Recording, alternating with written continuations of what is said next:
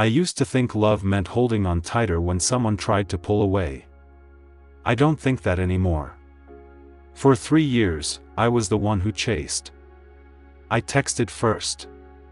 I apologized first. I stayed up wondering what I'd done wrong, even on nights I hadn't done anything at all.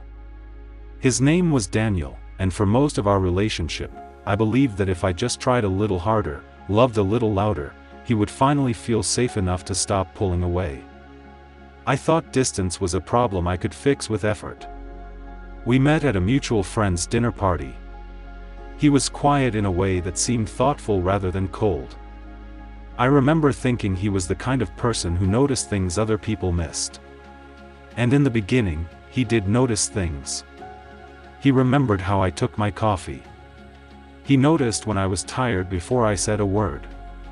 But somewhere around the second year, the noticing stopped. Not all at once. It faded, the way daylight fades, so slowly you don't realize how dark it's gotten until you're standing in it. He'd cancel plans and say he needed space.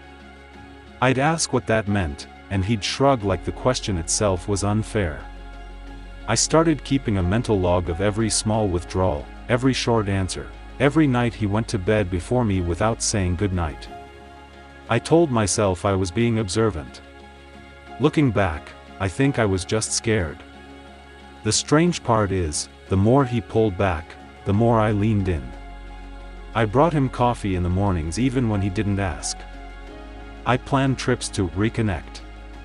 I read articles about attachment styles at midnight, trying to diagnose what was happening to us like it was a puzzle I could solve if I just had the right information. I remember thinking, if I just explain myself clearly enough, he'll understand. If I just show him enough patience, he'll come back to who he used to be. He never came back.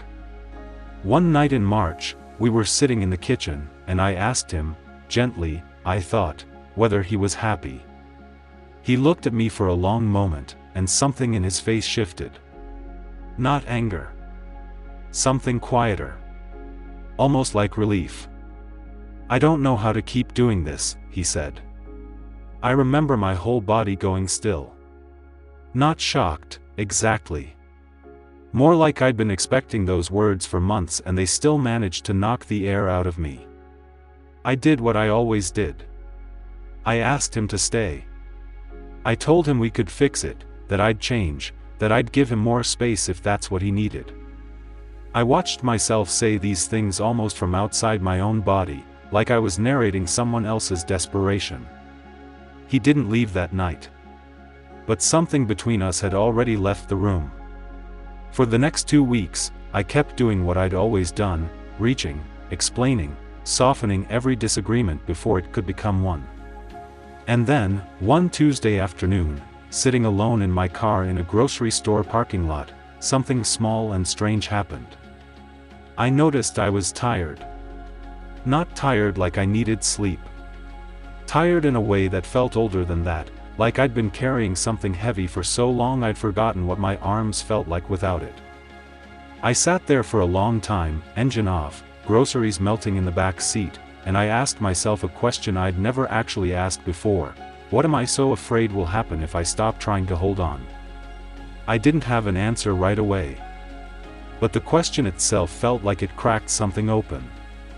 That night, when Daniel came home late again without texting, I didn't ask where he'd been. I didn't ask if we were okay. I made dinner for one, ate it slowly, and went to bed at my normal time. It wasn't a performance. I wasn't trying to send him a message. I was just tired of performing devotion to someone who seemed unmoved by it. He noticed. Of course he noticed. People always notice the moment you stop chasing them, even when they didn't notice anything else about you for months. You've been quiet, he said a few days later. I don't have much to say right now, I told him. It was the most honest sentence I'd spoken to him in a year. I want to be clear, this wasn't a strategy. I wasn't playing some game where I withdrew to make him want me more. I think that's what a lot of people assume happens in stories like this, and it's not what happened here. I simply ran out of the specific kind of energy it takes to convince someone to want you. That energy, I realized, had been propping up the relationship for a long time, maybe longer than I wanted to admit. The days after that felt different, in a way I didn't expect. I thought I'd feel empty. Instead, I felt strangely present. I started noticing small things again, the way morning light hit the kitchen counter, the sound of my own thoughts without static running underneath them. I hadn't realized how much space begging for someone's attention had been taking up in my mind until I stopped doing it. Daniel started asking more questions. Where I was going. What I was thinking. It was almost funny, in a sad way. The very attention I had wanted so badly for years now felt like it was arriving too late, aimed at a version of me that no longer needed it the same way. One evening, he sat across from me and said, "I feel like I'm losing you." And here's the part one still think about. My first instinct, the old instinct, was to reassure him immediately, to say no, you're not losing me, I'm right here, I'll always be right here. But I caught myself. I sat with the discomfort of not immediately soothing him, and I asked myself honestly, was I actually still there? Or had I quietly left the relationship in every way except physically, months ago, and only just noticed? I told him the truth. I think I got tired of being the only one reaching. He didn't argue. He just nodded slowly, like some part of him already knew that. We didn't break up dramatically. There was no scene, no slammed door. It was quieter than that, a series of honest conversations over a few weeks that ended with both of us agreeing we'd been holding on to something out of habit more than choice. He moved out in April. I helped him carry a box to his car, and we hugged in a way that felt more like closure than loss. What surprised me most wasn't the breakup itself. It was what happened in the months after. I expected to feel devastated. Instead, I felt something closer to clarity. I started noticing how much of my identity had been built around being needed, around proving my worth through effort. I had confused exhaustion for love for so long that peace felt unfamiliar, almost suspicious, at first. I remember calling my sister and telling her I didn't know who I was without someone to chase. She said something I haven't forgotten. Maybe you're not supposed to know yet. Maybe that's the point. I started paying attention to my own patterns, not just with Daniel, but going back further, to friendships and even to how I related to my parents growing up. I noticed I had always equated love with effort, with proving myself, with being the one who held things together.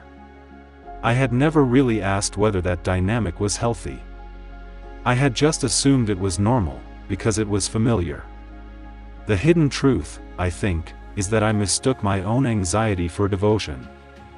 I thought the constant reaching, the fear of losing him, the late-night worrying, I thought all of that was love.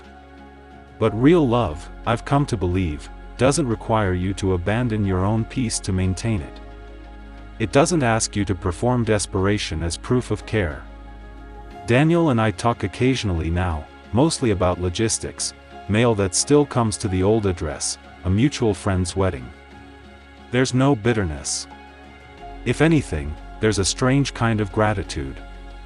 He gave me, without meaning to, the space to finally stop running. I think about that Tuesday in the parking lot sometimes.